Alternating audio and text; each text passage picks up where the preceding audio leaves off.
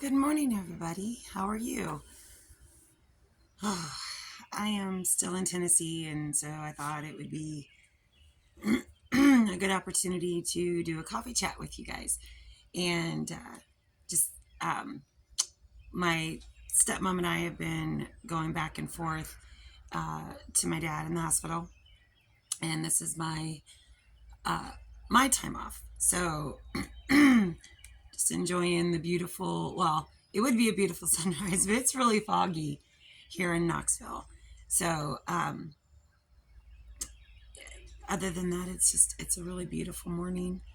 Uh, it's actually my last morning here in Tennessee uh, to enjoy because by this time tomorrow, I'm going to be on my flight back to Arkansas. Uh, so, my daddy is getting better, um, but he's extremely weak. For those that know about sepsis, it affects every organ in your body. So uh, he's extremely weak, and we were able to get him into a short-term rehab, actually in the same hospital, and there he's going to receive intensive PT and OT, and hopefully regain some of the strength. So since he was not coming straight home, um, I felt comfortable knowing he's in good hands to go ahead and keep my flight back to Arkansas. So, yeah, by this time tomorrow, I will be probably in Dallas, Texas, waiting for my connecting flight. And I'm, as um, much as I miss the Ridge, I'm really glad that I was able to come to Tennessee and help take care of my dad.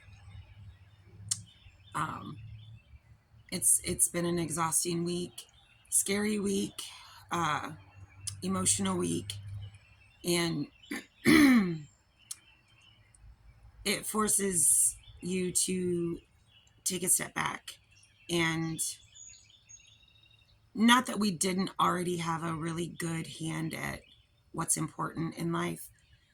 We feel we try to live purposely and to live fully, and that involves family, and it involves uh, what's really important in life. And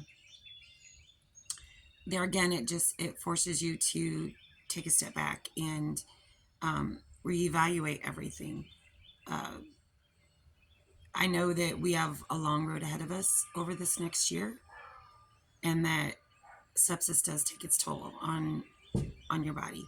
So it's even more important to spend those quality times with your dad. And even in his confusion and sepsis state, he still has his sense of humor, weirdly as it may be. But I,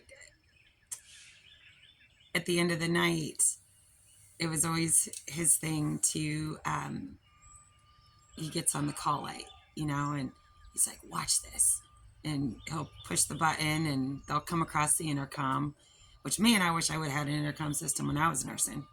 But he's like, I want 2 ice creams with 2 spoons, and every night we'll enjoy ice cream together. And even though, they're bringing, it's like he's placing his order, and taking me for ice cream. And we'll sit there and have ice cream together and just chit chat. And it's those moments and those memories, because he'd always take me for ice cream. And, and even in those moments of confusion and sickness, he kept that about himself. And it's just a really special time. So we enjoy our ice cream together. Even if I'm not in the mood for ice cream, I'm still going to have that ice cream with my daddy. And, it's no matter how old you get, your daddy is still your daddy. And I've, over the years, had people, make comments or say something, why I still say daddy, and not dad, or, whatever. And especially being up north, because down in the south, it's, I grew up with all of my aunts and everybody, um, still calling their dad daddy. It Southern thing, yeah. I don't know. Up north, it's not as prevalent. But even on my 18th birthday, um, my dad got me a necklace, and it says "Daddy's Little Girl" on it, and I still have it, very much so. And no matter how old I get, and even though I'm 50 years old, my dad still calls me Squirt. I don't know. And it drives some people nuts, that, he's still my daddy, and I'm still his Squirt. But I wouldn't change it. I wouldn't change it for the world. And people can say what they want, but it's just it's something I've always grown up with. So to me, he's still daddy. And I don't know, judge away, say what you will, but there's a connection there that, that only we have. And it's it's worth everything. And it's kind of one of those things. I just want to remind all y'all that, you take those little things, you take those, little nuggets of memory, and you hold them dear. And don't let other people, like, take that away by showing their judgment, or showing their not understanding of how those little things, whether it be dad or daddy, um, when I say those two things, if I say dad, it doesn't have the same feeling in my heart as daddy does. And so, you know, don't don't lose those. Keep them. And I'm sure I'm preaching to the choir here, because there's a lot of you out there that know exactly what I'm talking about. And I'm apprehensive for coming home. I'm scared to leave my dad. Uh, but I know he's in good hands at the rehab, and I know he's getting stronger every day. And so I have to trust that it's okay for me to come back and help get the ridge back. Jason's doing an amazing job. I'm so grateful and thankful to have such a supportive spouse. He's doing amazing, but he misses me, and I miss him terribly. It's no fun when you're so connected with your spouse and your best friends, and then to not be in each other's presence, knowing that circumstances dictate that you have to be divided. It's it it's awful. I miss my handsome man, and yeah, but he's doing an amazing job. Although, if you didn't watch the video yesterday, of course, I spied it. He's like, "Well, you couldn't talk about the zucchini and things like that." Yeah, I spied Cheerios. Cheerios, y'all, on the ridge. No, no, no. That's not gonna fly. And store-bought bread on the counter. Oh boy. But it's so of course I had to razz him about it. And I think I even have a pinned comment on there on that video. But it was just so sweet, because he's so thoughtful. And the song that he used in that video, about Tennessee, you'll just have to go listen to it, because it's so sweet. And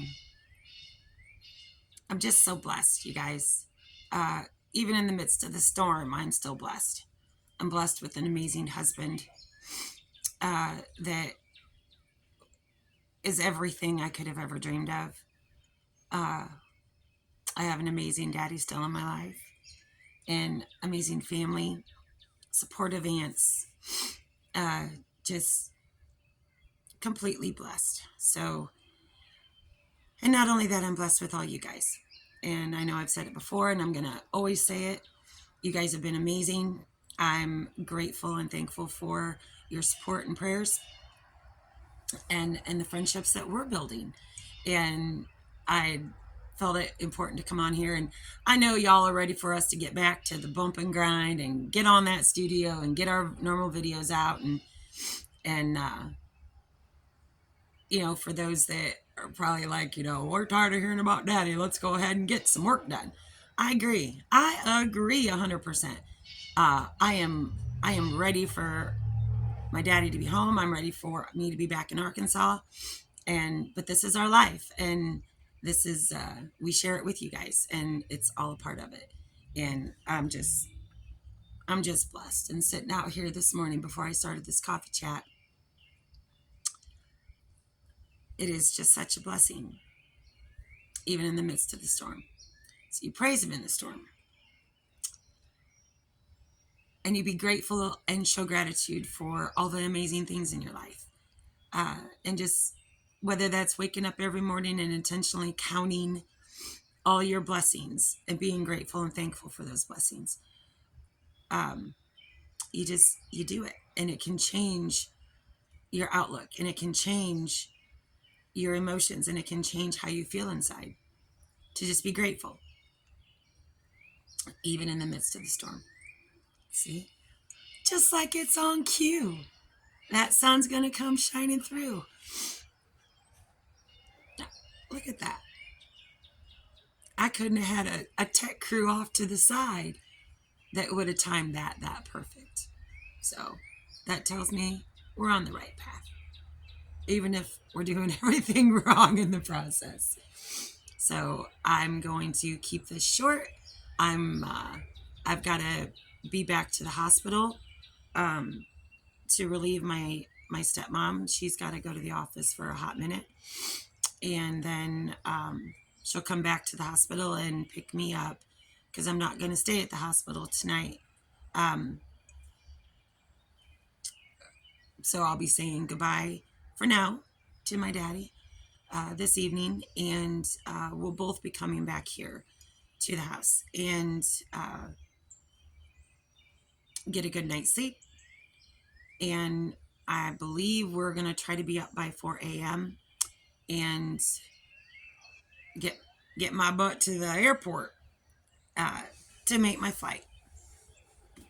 So I'll be saying bon voyage to Tennessee. And yeah, I've got a solid couple weeks that we're going to be hitting it hard. We've got a lot of time to make up for on the ridge. I love this sun. It's so beautiful.